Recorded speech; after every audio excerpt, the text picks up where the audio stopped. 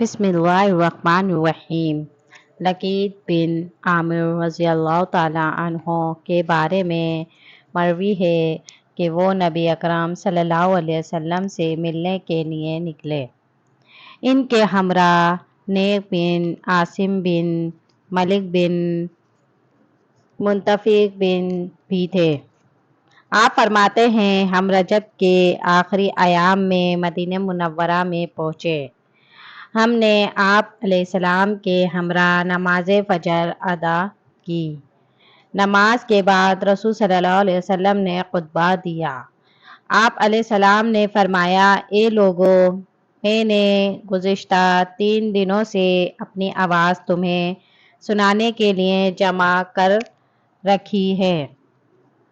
کوئی ایسا شخص ہے جس کو اس کی قوم نے بھیجا ہو؟ انہوں نے کہا، آپ ہمیں بتائیں کہ رسول صلی اللہ علیہ وسلم نے کیا ارشاد فرمایا تھا، پھر ہو سکتا ہے کہ اپنی بات اس میں شامل ہو جائے یا کسی ساتھی کی بات شامل ہو جائے یا کوئی گمراہ کرنے والے اپنی بات اس میں شامل کر دیں۔ خبردار، مجھ سے پوچھا جائے گا کہ کیا میں نے اللہ کا پیغام تم تک پہنچا دیا تھا؟ خبردار، غور سے سن لو، تم اچھی زندگی گزارو گے۔ خبردار، غور سے سن لو، تم اچھی زندگی گزارو گے۔ خبردار، سب بیٹھ جاؤ۔ تمام لوگ بیٹھ گئے۔ میں اور میرے ساتھی کھڑے رہے حتیٰ کہ حضور صلی اللہ علیہ وسلم کا دل اور آنکھیں ہماری طرف متوجہ ہوئی۔ میں نے عرض کی، یا رسول اللہ صلی اللہ علیہ وسلم، میں آپ سے اپنی حاجت طلب کرنے لگا ہوں۔ آپ اس سلسلے میں جلد بازی مت فرمائیے گا بلکہ تسلی سے جواب ارشاد فرمائیے گا۔ حضور صلی اللہ علیہ وسلم نے فرمایا، جو دل چاہے پوچھو۔ میں نے کہا، یا رسول اللہ صلی اللہ علیہ وسلم، کیا آپ کے پاس غیب کا علم اللہ نے بتائے بغیر ہے؟ حضور صلی اللہ علیہ وسلم مسکرا دیے اور اپنا سر ہلایا۔ آپ جان گئے تھے کہ یہ میں حقیقت حال معلوم کرنا چاہتا ہوں۔ حضور صلی اللہ علیہ وسلم نے فرمایا، تمہارے رب نے 5 غیبوں کی چابیاں اپنے پاس رکھی ہیں، ان کو اللہ تعالیٰ کے سوا کوئی از خود نہیں جانتا۔ آپ صلی اللہ علیہ وسلم نے اپنے ہاتھ سے ارشاد فرمایا۔ میں نے کہا، یا رسول اللہ صلی اللہ علیہ وسلم، وہ چابیاں کیا ہیں؟ آپ صلی اللہ علیہ وسلم نے فرمایا، موت کا علم، یعنی اللہ ہی جانتا ہے کہ تمہاری موت کب آئے گی اور اس بات کا تم نہیں جانتے، اور اللہ تعالیٰ جانتا ہے تم پر بارش کب برسے گی، وہی تم مصیبت زدوں اور پریشان حالوں پر رحمت کی برسات نازل فرماتا ہے۔ حضور صلی اللہ علیہ وسلم پھر مسکرا دیے اور فرما دیا، اللہ تعالیٰ جانتا ہے کہ تمہاری آسانیاں اب قریب ہی ہیں۔ حضرت لقید فرماتے ہیں، میں نے کہا، یا رسول اللہ صلی اللہ علیہ وسلم، اللہ تعالیٰ آپ کو ہمیشہ مسکراتا رکھے۔ آپ صلی اللہ علیہ وسلم نے فرمایا، اللہ تعالیٰ جانتا ہے کہ کل کیا ہوگا اور وہی جانتا ہے تو کل کیا کرے گا، اور تم اس بات کو نہیں جانتے، اور اللہ تعالیٰ قیامت کے دن معین وقت اور معین دن کو جانتا ہے۔ راوی کہتے ہیں، میرا خیال ہے کہ یہ بھی ذکر کیا گیا کہ ماں کے پیٹ میں کیا ہے۔ راوی کہتے ہیں، ہم نے کہا، یا رسول اللہ صلی اللہ علیہ وسلم، ہم بھی وہی کچھ جانتے ہیں جو دوسرے لوگ جانتے ہیں، اور آپ جانتے ہیں کہ ہم اس قبیلے سے تعلق رکھتے ہیں جو لوگ ہماری تصدیق کو تسلیم نہیں کریں گے، اس کی وجہ سے کہ ہماری نظامی حرکتوں اور مسلسل جنگجوئی اور خاندانی پس منظر کی وجہ سے کوئی بھی ہماری بات ماننے کو تیار نہیں ہے۔ آپ صلی اللہ علیہ وسلم نے فرمایا، تم لوگ کچھ دیر رہو گے، پھر تمہارے نبی وفات پا جائیں گے، پھر تم کچھ دیر مزید رہو گے، پھر ایک چیخ سنائی دے گی جس کی وجہ سے روح زمین کا ہر روح مر جائے گا، اور وہ فرشتے جو تمہارے رب کی بارگاہ میں رہتے ہیں وہ بھی ختم ہو جائیں گے، پھر زمین خالی ہو جائے گی، پھر تمہارا رب آسمان کو بھیجے گا، وہ عرش کے نیچے سے موسلا دھار بارش برسائے گا۔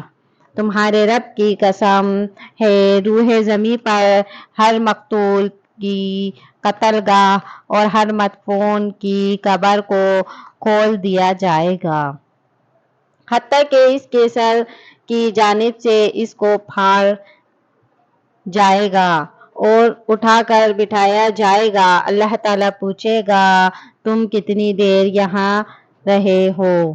وہ کہے گا، اے میرے رب، میں گزشتہ کل یہاں آیا ہوں، اور یہ ہی سمجھے گا کہ مجھے یہیں دفن ہوئے زیادہ زمانہ نہیں گزرا ہے۔ میں نے کہا، یا رسول اللہ صلی اللہ علیہ وسلم، جب ہواؤں کے چلنے سے، بوسیدہ ہونے سے اور درندوں کے کھانے سے ہمارے اعضاء بکھر چکے ہوں گے تو اس کے بعد اللہ تعالیٰ ہمیں کیسے جمع فرمائے گا؟ حضور صلی اللہ علیہ وسلم نے فرمایا، میں تمہیں اللہ تعالیٰ کی نعمتوں میں سے اس کی ایک مثال نہ سناؤں؟ زمین کے اوپر غبار چڑھ جاتی ہے۔ میں نے کہا، وہ تو کبھی پھر پرندے نہیں ہوگی۔ آپ صلی اللہ علیہ وسلم نے فرمایا، پھر اللہ تعالیٰ اس پر بارش نازل فرماتا ہے، اس کے بعد زیادہ دن نہیں گزرتے کہ وہ زمین سے باہر نکل آتے ہیں، اور پینے کی ایک جگہ ہوگی، اور اللہ کی قسم، تمہیں پانی سے نکال کر جمع کرنا اللہ تعالیٰ کے لیے جڑی بوٹی کے نکالنے سے آسان ہے۔ چنانچہ تم قبروں سے اور اپنی اپنی قتل گاہوں سے نکل آؤ گے، کبھی تم اس کی جانب دیکھو گے اور کبھی وہ تمہاری جانب دیکھے گا۔ میں نے کہا، یا رسول اللہ صلی اللہ علیہ وسلم، یہ کیسے ہوگا؟ وہ تو ایک ذات ہے، جبکہ ہم سے پوری ایک زمین بھری ہوگی، ہم تو اس کی جانب دیکھیں گے، پر وہ ہماری طرف کیسے دیکھے گا؟ آپ صلی اللہ علیہ وسلم نے فرمایا، میں اللہ تعالیٰ کی نعمتوں میں سے اس کی بھی تمہیں ایک مثال دیتا ہوں۔ سورج اور چاند اللہ تعالیٰ کی ایک چھوٹی سی نشانی ہے، ہم لوگ ان دونوں کو ایک ہی لمحے میں دیکھ سکتے ہو، اور یہ دونوں بھی تمہیں دیکھ سکتے ہیں، اور تمہیں ان کے دیکھنے سے کوئی پریشانی نہیں ہوتی۔ اللہ کی قسم، وہ ذات تمہیں دیکھے اور تم اس کو دیکھو، اس ذات کو اس پر زیادہ قدرت ہے، بہ نسبت اس کے کہ چاند اور سورج تمہیں دیکھے اور تم چاند اور سورج کو دیکھو۔ میں نے کہا، یا رسول اللہ صلی اللہ علیہ وسلم، جب ہم اپنے رب سے ملیں گے تو اللہ تعالیٰ ہمارے ساتھ کیا معاملہ فرمائے گا؟ آپ صلی اللہ علیہ وسلم نے فرمایا، تم اس کی بارگاہ میں پیش کیے جاؤ گے، تمہارے نامہ اعمال کے صفحات اس کے سامنے کھلے ہوں گے، اور کوئی بھی چیز تم اس سے چھپا نہیں سکو گے۔ تمہارا رب اپنے ہاتھوں میں ایک چلو پانی لیے لے گا اور تمہاری جانب اس کے چھینٹے مارے گا۔ تمہارے رب کی قسم، ہر شخص کے چہرے پر اس کا قطرہ پڑے گا، مومن کا چہرہ بھی اس کی سفید کفن کے مانند ہو جائے گا اور کافر کا چہرہ کوئلے کی طرح کالا ہو جائے گا۔ پھر تمہارے نبی واپسی پلٹیں گے اور تمام نیک لوگ ان کے پیچھے پیچھے ہوں گے۔ یہ لوگ آگ کے ایک پل پر سے گزریں گے اور انکاروں کے لتاڑ ہوئے ہنس ہنس کے کہتے ہوئے گزر جائیں گے۔ پھر تمہارے رب فرمائے گا، پھر یہ لوگ رسول صلی اللہ علیہ وسلم کے حوضے پر آئیں گے، بہت پیاسے ہوں گے۔ تمہارے رب کی قسم، تم میں سے جو بھی اپنا ہاتھ بڑھائے گا اس کے ہاتھ میں پیالہ تھما دیا جائے گا اور اس کو چلنے کی تھکاوٹ سے، پیشاب اور پخانے سے پاک کر دیا جائے گا۔ سورج اور چاند کو قید کر دیا جائے گا، تم ان میں سے کسی کو بھی دیکھ نہیں پاؤ گے۔ میں نے کہا، یا رسول اللہ صلی اللہ علیہ وسلم، اس دن ہم سورج اور چاند کی روشنی کے بغیر دیکھ کیسے پائیں گے؟ آپ صلی اللہ علیہ وسلم نے فرمایا، جیسے تم اس وقت دیکھ رہے ہو ایسے ہی دکھائی دے گا۔ یہ اس دن کی بات ہے جب زمین ان کو روشن کر دے گی اور پہاڑ اس کے سامنے جائیں گے۔ میں نے کہا، یا رسول اللہ صلی اللہ علیہ وسلم، ہمیں گناہوں اور نیکیوں کا بدلہ کیسے ملے گا؟ آپ صلی اللہ علیہ وسلم نے فرمایا، ایک نیکی کا ثواب 10 کے برابر ملے گا اور ایک گناہ کا بدلہ صرف ایک ہی ہوگا یا معاف کر دیا جائے گا۔ میں نے کہا، یا رسول اللہ صلی اللہ علیہ وسلم، جنت اور دوزخ کیا ہے؟ آپ صلی اللہ علیہ وسلم نے فرمایا، تمہارے رب کی قسم، جنت کے 8 دروازے ہیں، ہر 2 دروازوں کے درمیان گھوڑا سوار کے 70 سال کی مسافت ہے، اور دوزخ کے 7 دروازے ہیں، اس کے بھی ہر 2 دروازے کے مابین گھوڑا سوار کے 70 سال کی مسافت ہے۔ میں نے کہا، یا رسول اللہ صلی اللہ علیہ وسلم، جنت کی کون کون سی چیزوں کی اطلاع مل سکتی ہے؟ آپ صلی اللہ علیہ وسلم نے فرمایا، خالص شہد کی نہریں ہیں، وہاں ایسا دودھ کی نہریں ہیں جس کا ذائقہ تبدیل نہیں ہوتا، اور شراب کی نہریں ہیں جن میں نشہ اور شرمندگی نہیں ہے اور وہ کبھی بھی خراب نہ ہوں، اور پھل ہیں، اور تیرے رب کی قسم، تم اس جیسی خیر نہیں جانتے ہو۔ وہاں پاکیزہ بیویاں ہیں۔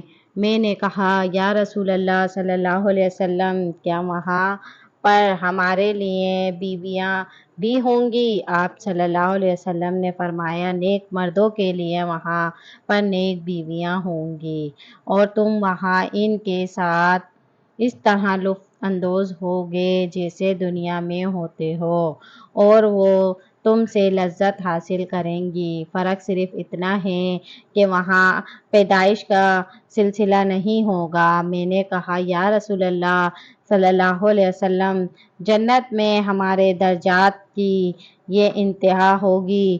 میں نے پھر کہا، یا رسول اللہ صلی اللہ علیہ وسلم، میں کس بات پر آپ کی بیعت کروں؟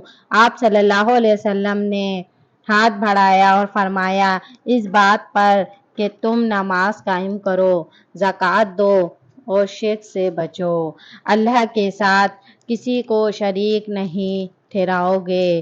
میں نے کہا، ہم ان میں سے جس کو چاہیں حلال سمجھ لیں، اور بندہ کا جرم اس کی اپنی ذات پر ہی ہوگا۔ آپ صلی اللہ علیہ وسلم نے فرمایا، تجھے اس بات کی اجازت ہے کہ تو اس میں سے جتنا چاہے اپنے لیے حلال سمجھ لے، اور تو جرم صرف اپنی ذات تک کر۔